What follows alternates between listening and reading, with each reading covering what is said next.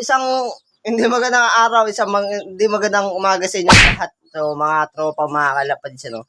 Dahil yung isang ibon natin na binigay ni Sir Lloyd is nadali ng Falcon. Alright, so ito na naman tayo, Pepong Love TV. Nagbabalik, wala ibang bisyo, kalapati lang.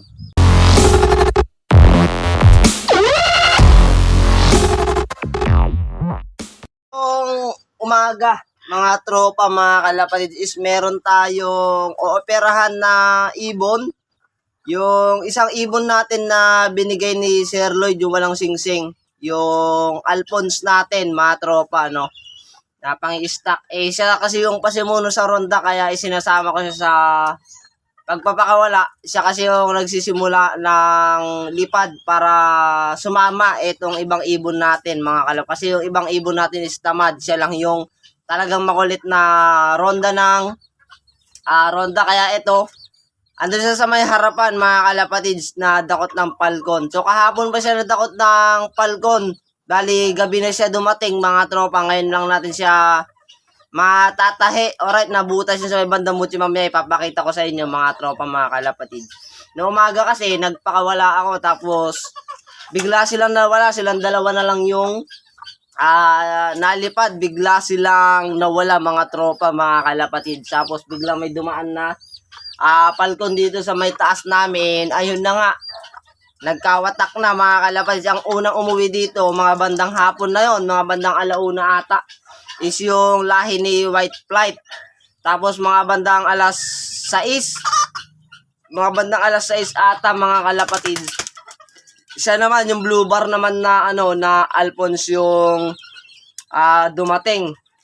Ngayon, alam ko na talaga ang nadakot ng ng Falcon, mga kalapatid, kasi may duman na Falcon dito, tapos nagwatak silang dalawa. Ayun, talagang marami talaga yung isang kalaban natin dito, mga tropa, dito sa Aurora. Napakakapal ng Falcon dito sa amin. Hindi mo alam kung saan sila naglalagay kasi marami na dito sa may bayan. Mapuno na rin kasi dito, mabundok pa rin dito sa may bayan, mga kalapatid. Kaya talagang namarpar kung makapal yung Falcon dito. Eh, update ko muna kayo dito sa may mga breeders natin, dahil meron na tayong dalawang nagpisa. Tapos, meron yung dalawa is nag-itlog. Noong nakaraan kasi yung isa lang yung pisa, mga kalapatid. So, ngayon, meron na rin sa may task. So, tag-isa lang sila ng napisaan. Alright, so, pangakarpa siguro natin. Susuksukan natin ng wibering kasi meron tayong 5 dito. And then, may good news pala tayo, mga tropa. Yung sinasabi ko sa inyo na darating na breeder natin. Abangan nyo yung vlog natin bukas. Unboxing tayo, mga kalapatid. Mga solid na linyada. Mga inaasam natin linyada dati is andito na sa may loop natin. So maraming salamat dun sa nagpadala. Abangan nyo bukas, mga kalapatid, yung ilalabas nating vlog, unboxing na itong mga ibon natin. So solid. Alright, so dito tayo. Punta na dyan yung mga breeder natin. Pakita ko sino yung mga nagpisa, mga kalapatids. No, sumilip na agad, mga tropa. Wow! Isa lang napisaan yan. Ito yung nahiram natin to kaya mga pansimula natin sana ngayong season. Gaya itong hen na to is galing kay Uncle Dudong. So Dudong line naka-club ring ng GRPC ata yan. Kundi ako nagkakamali, mga tropa. Tapos ito yung dating breeder natin na Melchor Diaz, yung magulang ng tumagos ng La Union natin. Alright. So nagpisa na sila, tapos dito sa may Alwina line natin. Ayan. May itlog na rin yan, isa. Kakaitlog niya kahapon. So, bali bukas yung isang itlog niyan, mga tropa, mga kalapad yan. Tapos yung pares niya naman na yan, is nahiram lang din natin yan. Alright, tapos dito, yung mga old breeder natin, yan, na rin yan, nag-itlog na, mga kalapad. Bali, dalawa na yan, in March. Hindi ako magkakaya, March 16, magpipisa yan, mga tropa, mga kalapatid. Yan. Kaya kailangan talaga alamin natin kung kailan nila initlog yung last na itlog nila para mamomonitor natin, mga tropa, kung kailan dapat magpisa.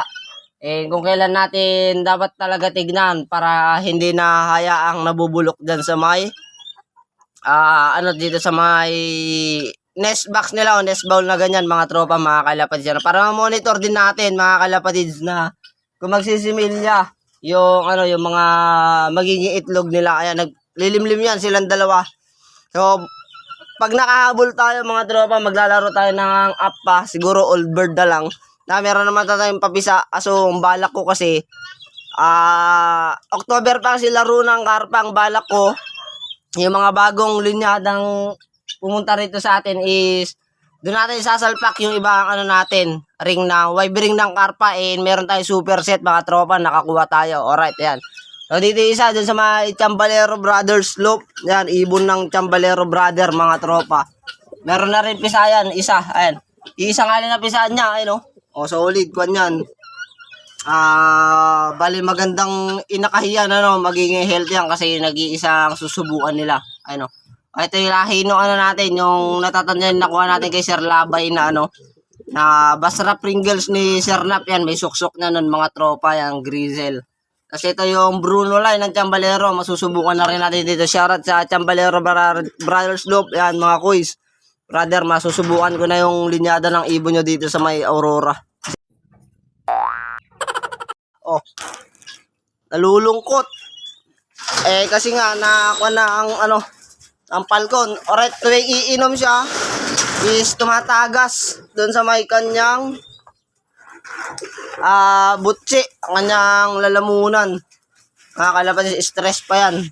Ay no, masakit pa yung katawan niyan mga kalapatid. Ayong alam pahuli.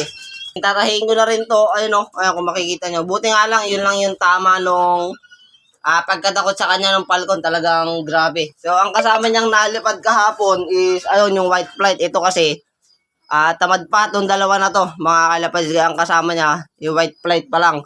So buti hindi na dakot silang dalawa, walang tama itong isa. Talagang ito lang yung napuruhan nung Falcon. Alright, so ito, lilinisin ko muna yung sugat niya, tapos tahiin na natin mga kalapatid.